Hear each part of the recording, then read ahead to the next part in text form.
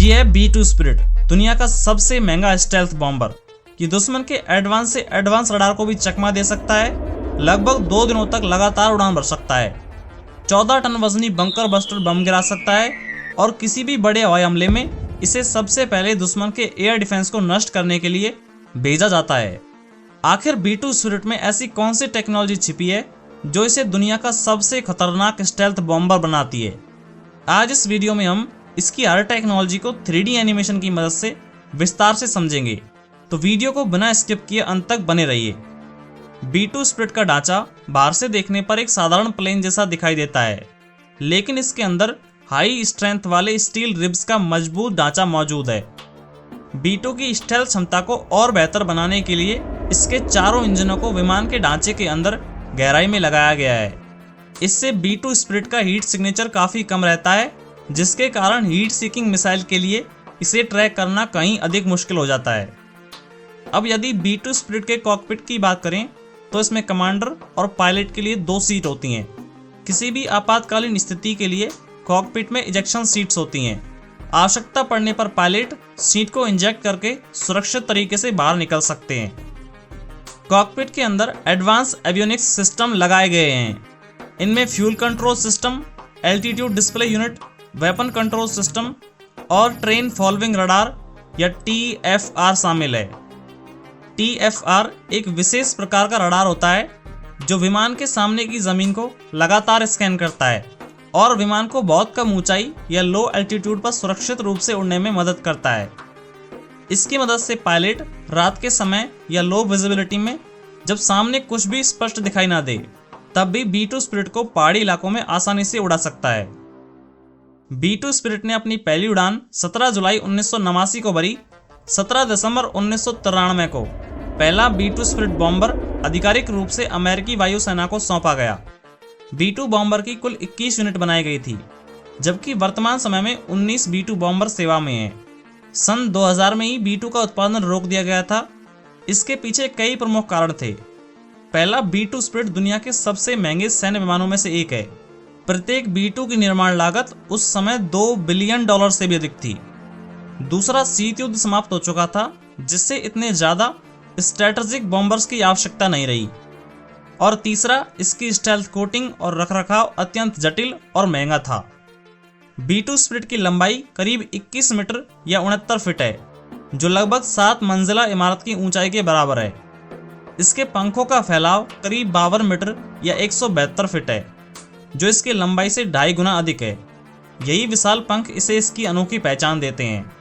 खाली B2 का वजन 72.6 टन है, जबकि पूरी तरह ईंधन और हथियारों से लैस होने पर इसका अधिकतम टेक ऑफ वजन लगभग 152.6 टन तक पहुंच जाता है।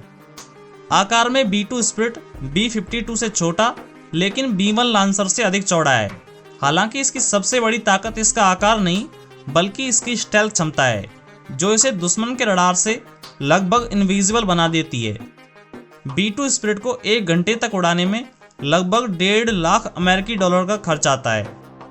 अब बात करते हैं B2 स्पिरिट की सबसे क्लासिफाइड टेक्नोलॉजी में से एक, इसकी रडार पेन टेक्नोलॉजी। इस टेक्नोलॉजी के बारे में पूरी जानकारी आज भी गुप्त रखी गई है, लेकिन एक्सपर्ट का मानना है कि इसमें रडार एब्जॉर्बिंग मटेरियल यानी रैम का उपयोग किया जाता है। रैम एक खास पॉलीमर बेस्ड मटेरियल है जिसे स्टेल्थ सैन्य विमानों की बाहरी सतह पर लगाया जाता है। इसका मुख्य काम होता है रडार तरंगों की ऊर्जा को एब्जॉर्ब करना और उनके परावर्तन को कम करना, जिससे विमान का रडार क्रॉस सेक्शन एरिया काफी घट जाता है। अब यदि B2 स्पिरिट के ढांचे की बात करें तो इसे कई प्रकार के खास मटेरियल से बनाया गया है। इसके बाहरी किनारों को बनाने के लिए मुख्य रूप से फाइबर ग्लास अपॉक्सी का उपयोग किया गया है, जबकि पंखों का सबसे बड़ा भाग ग्रेफाइट अपॉक्सी से बनाया गया है। ये सभी मटेरियल B2 के वजन को कम रखने के साथ साथ इसकी स्टेल्थ क्षमता को भी बनाए रखते हैं। वहीं कॉकपिट के निर्माण में मुख्य रूप से एल्युमिनियम का उपयोग हुआ है, क्योंकि यह हल्का होने के साथ साथ मजबूत भी होता है। प्लेन के जिन हिस्सों पर इंजन की अत्यधिक गर्मी का प्रभाव पड़ता है, वहाँ टाइटेनियम जैसी धातुओं का उपयोग किया गया है।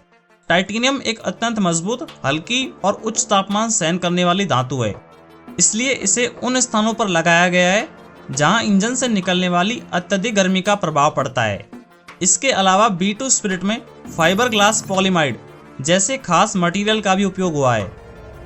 यदि किसी नॉर्मल प्लेन की बात करें तो उसके दोनों पंखों के सिरों पर एलरॉन्स लगे होते हैं, जो एक दूसरे की विपरीत दिशा में घूमकर विमान को दाएं या बाएं झुकाते हैं। विमान की पूंछ पर लगे एलिवेटर्स प्लेन की नाक को ऊपर या नीचे की ओर झुकाते हैं, जबकि रडर प्लेन की नाक को दाएं या बाएं घुमाने का काम करता है।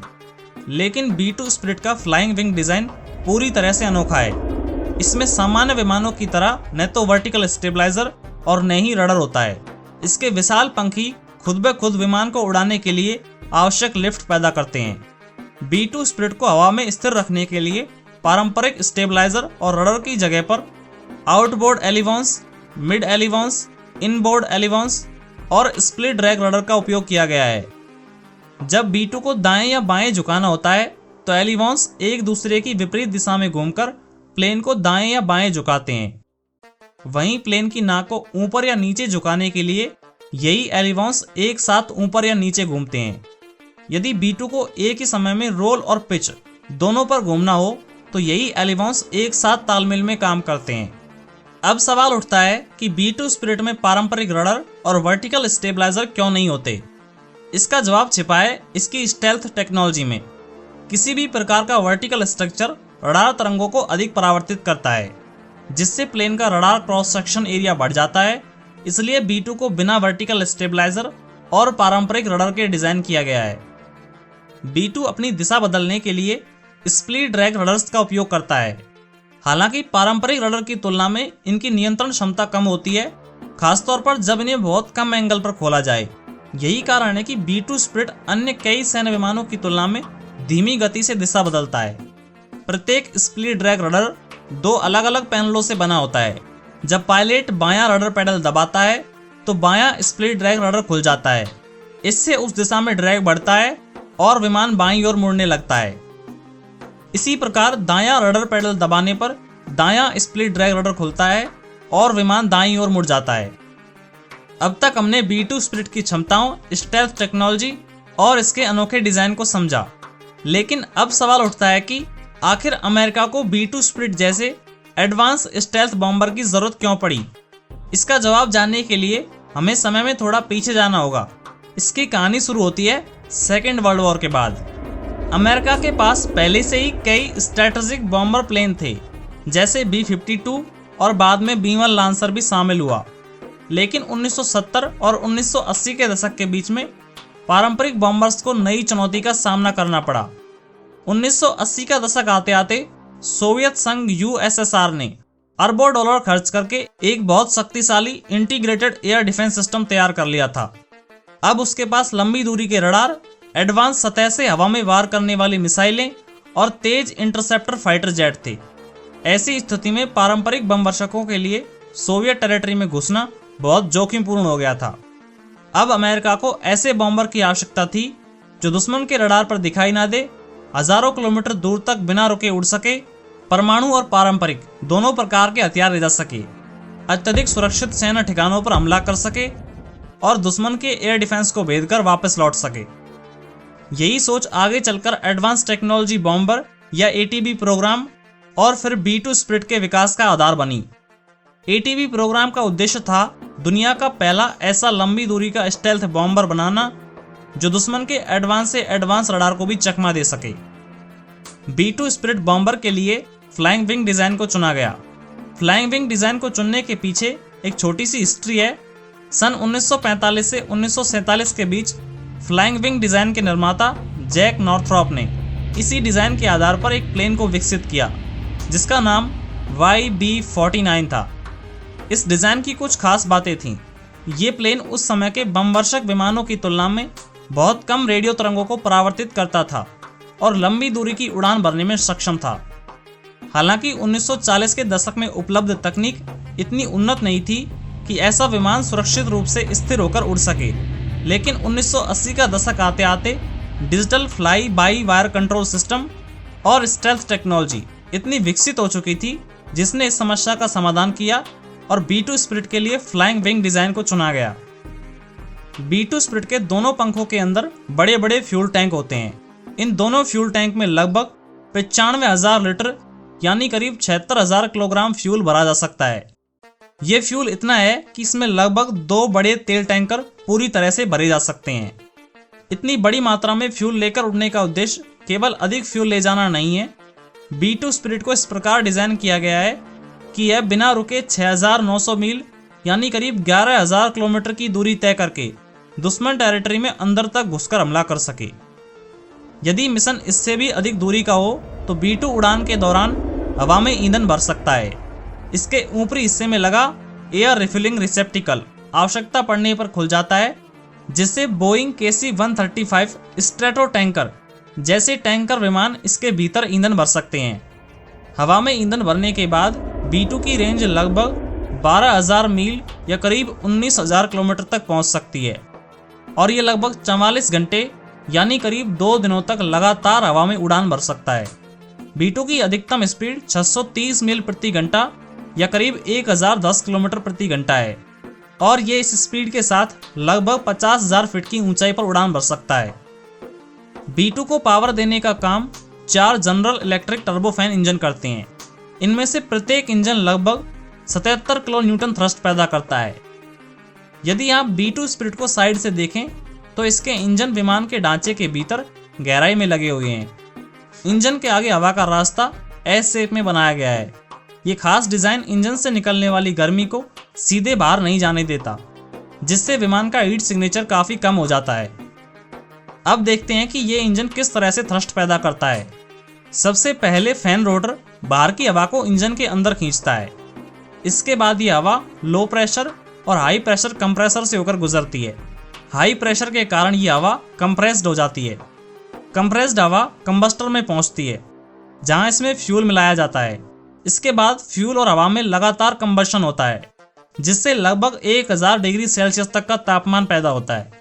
इस अत्यधिक तापमान के कारण गैसें तेजी से फैलती हैं और हाई एनर्जी के साथ हाई प्रेशर तथा लो प्रेशर टरबाइन से होकर गुजरती हैं। इन गैसों की ऊर्जा टरबाइन ब्लेड को घुमाती है और यही ऊर्जा दोबारा कंप्रेसर तथा फैन को चलाती है। इसी पूरी प्रक्रिया से इंजन थ्रस्ट पैदा करता है। गौर करने वाली बात यह है कि B2 स्पिरिट में आफ्टर बर्नर का उपयोग नहीं किया जाता।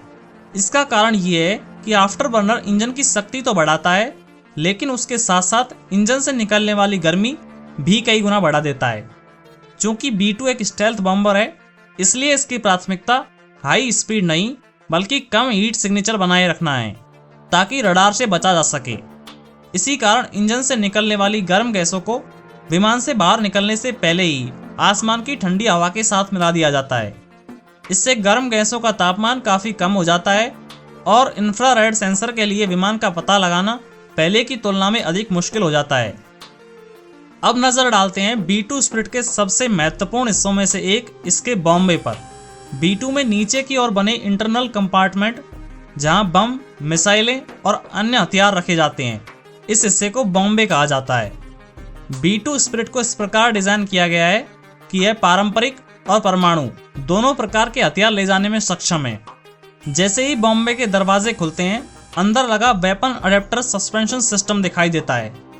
वेपन अडेप्टर सस्पेंशन सिस्टम को आप इस तरह से समझ सकते हैं, यदि बॉम्बे एक हथियार रखने का कमरा है तो वेपन अडेप्टर सस्पेंशन सिस्टम उस कमरे के अंदर लगा रैक या होल्डर है, जो हथियारों को मजबूती से पकड़कर रखता है और सही समय पर छोड़ता है। यही प्रणाली B2 को एक बेहद शक्तिशाली स्ट्रैटेजिक बॉम्बर बनाती है। हालांकि B2 स्पिरिट आकार में बहुत बड़ा नहीं दिखता, लेकिन इसकी हथियार ले जाने की क्षमता आपको चौंका देगी। यह 227 किलोग्राम वजन वाले लगभग 80 मार्क 82 बम ले जा सकता है और ये सभी बम बड़ी आसानी से इसके अंदर समा सकते हैं, जैसा कि एनिमेशन में दिखाया गया है। कुल मिलाकर यह लगभग 18 टन यानी करीब 18,000 किलोग्राम तक के फ्री फॉल ग्रेविटी हथियार ले जाने में सक्षम है। हालांकि हर मिशन एक जैसा नहीं होता। मिशन की आवश्यकता के अनुसार B2 के बॉम्बे में अलग अलग प्रकार के हथियार लगाए जा सकते हैं। यदि लक्ष्य पर हाई एक्यूरेसी के साथ हमला करना हो तो वेपन अडेप्टर की जगह पर रोटरी लॉन्चर का उपयोग किया जाता है। इस रोटरी लॉन्चर सिस्टम में B2 लगभग 16 AGM-158 क्रूज मिसाइलें ले जा सकता है, जिनमें से प्रत्येक की कीमत लगभग 15 लाख अमेरिकी डॉलर होती है। लॉन्च होते ही AGM-158 अपने पंख खोलती है और लगभग 370 किलोमीटर दूर स्थित लक्ष्य को बेहद सटीकता से निशाना बना सकती है। हालांकि AGM-158 क्रूज मिसाइलें B2 स्पिरिट का एक महत्वपूर्ण हथियार है, लेकिन इसकी सबसे बड़ी ताकत ये नहीं। यदि मिशन का लक्ष्य दुश्मन के गहराई में बने भूमिगत बंकर, कमांड सेंटर या न्यूक्लियर फैसिलिटी को नष्ट करना हो, तो B2 अपने बॉम्बे में दुनिया के सबसे शक्तिशाली बंकर भेदी बमों में से एक GBU-57 को ले जा सकता है। आइए अब समझते हैं कि B2 से बम गिराने की पूरी प्रक्रिया कैसे काम करती है। स्टेप नंबर 1, जैसा कि वीडियो में पहले बताया गया है, B2 स्पिरिट बहुत अधिक ऊंचाई पर उड़ान भरता है। जब यह अपने तय किए गए लक्ष्य के ठीक ऊपर पहुंचता है और हमला करने के लिए सभी परिस्थितियां अनुकूल होती हैं, तब यह अपने बॉम्बे से बंकर बस्टर बॉम्ब GBU-57 को छोड़ता है। इस बॉम्ब को हाई एक्यूरेसी के साथ हमला करने के लिए डिजाइन किया गया है, इसलिए इसे अधिक ऊंचाई से छोड़ा जाता है ताकि इसे अपने फ्लाइट पाथ को नियंत्रित करने और लक्ष्य पर हाई एक्यूरेसी के साथ हमला करने के लिए पर्याप्त समय मिल सके। Step number 2, GBU-57 advance guidance technology से लैस होता है, जिसमें GPS और इनर्शियल नेविगेशन सिस्टम का उपयोग किया जाता है। ये मिलिट्री ग्रेड के गाइडेंस सिस्टम के माध्यम से बम को लगातार टारगेट की ओर सही दिशा में गाइड करता है। स्टेप नंबर 3, गाइडेंस सिस्टम से प्राप्त जानकारी बम के पिछले हिस्से में लगे 4 कंट्रोल फिन्स तक पहुंचती है। ये फिन्स रियल टाइम में लगातार अपनी स्थिति बदलते रहते हैं, जिससे बम ग्रेविटी के कारण नीचे गिरते हुए भी अपने पाथ को लगातार सुधारता रहता है। ध्यान देने वाली बात यह है, GBU-57 में अपना कोई रॉकेट इंजन या थ्रस्टर नहीं होता। यह अधिक ऊंचाई से छोड़े जाने के बाद ग्रेविटी के कारण तेजी से नीचे गिरता है। गिरते समय इसकी गति लगातार बढ़ती जाती है, जिससे इसमें हाई काइनेटिक एनर्जी उत्पन्न हो जाती है। GBU-57 का वजन लगभग 14,000 किलोग्राम होता है। टारगेट तक पहुंचने पर यह हाई काइनेटिक एनर्जी के साथ टकराता है। इसे मुख्य रूप से मजबूत भूमिगत बंकरों और रीइंफोर्स्ड कंक्रीट को भेदने के लिए बनाया गया है। अपने भारी भरकम वजन और काइनेटिक एनर्जी के दम पर यह जमीन के अंदर 200 फीट से भी अधिक गहराई में धंस जाता है। सही गहराई में पहुंचने के बाद बम के अंदर लगा फ्यूज विस्फोटक को एक्टिवेट करता है। विस्फोट भूमिगत होने के कारण उसकी ऊर्जा सीधे बंकर के भीतर फैलती है, जिससे अंदर मौजूद फैसिलिटी को भारी से भारी नुकसान होता है। यही कारण है कि GBU-57 को साधारण बम नहीं बल्कि बंकर बस्टर बम कहा जाता है। अब समझते हैं कि B2 स्पिरिट किस प्रकार दुश्मन के एयर डिफेंस को भेदकर दूसरे बॉम्बर्स के लिए रास्ता साफ करता है। किसी भी बड़े हवाई हमले में पहले B2 स्पिरिट को भेजा जाता है। अपनी स्टेल्थ तकनीक की बदौलत यह दुश्मन टेरिटरी में बिना आसानी से पकड़े गए अंदर तक घुस जाता है और सबसे पहले high value air defence system और अन्य surface to air missile system को निशाना बनाकर उन्हें ध्वस्त करता है। जब दुश्मन का एडवांस एयर डिफेंस सिस्टम कमजोर पड़ जाता है, तब B1 लांसर बहुत कम ऊंचाई पर उड़ान भरते हुए एंटी एयरक्राफ्ट गन और बचे हुए मिसाइल सिस्टम को नष्ट करता है, ताकि B-52 जैसे बॉम्बर्स के लिए रास्ता पूरी तरह साफ हो सके। इसके बाद B-52 दुश्मन टेरिटरी में घुसता है और महत्वपूर्ण सैन्य ठिकानों, कमांड सेंटरों तथा हथियारों के गोदाम पर भारी बमबारी करता है। इसी के साथ यह वीडियो यहीं पर समाप्त होता है। वीडियो पसंद आया हो तो लाइक और सब्सक्राइब करना ना भूलें। मिलते हैं अगली इंटरेस्टिंग वीडियो के साथ।